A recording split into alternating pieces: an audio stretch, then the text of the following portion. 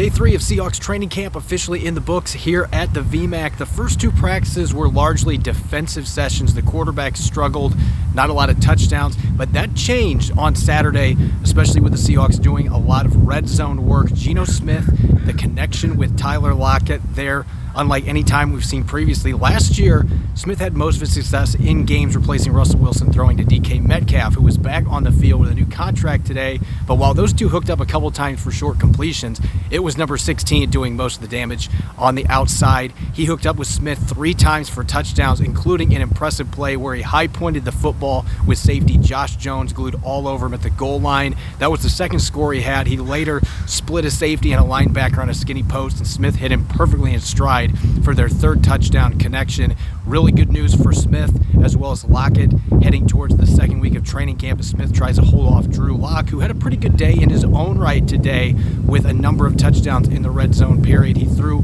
a fade route to tight end Colby Parkinson that was impressive.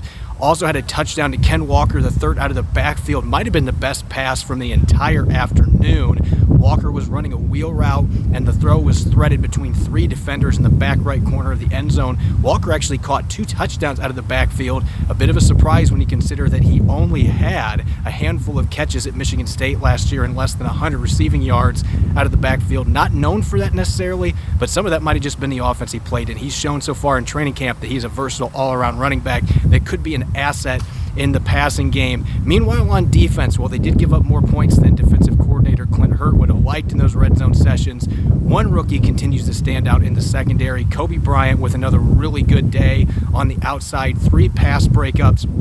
Had a couple of other plays on deep balls where he was in great position in the receiver's hip pocket. One on Cody Thompson in the end zone. Also had another play where he was all over speedy receiver Marquise Goodwin and was able to force an incompletion as well. His best play of the day, though, came against Parkinson, who's got a major size advantage over him at 6'7", but the smaller corner did not stand back and ended up having really good position, boxed out the tight end, and then jockeyed for position, got a hand on the football, knocked it out of the end zone for an incompletion, drawing a roar from the crowd here on the berm at the VMAC.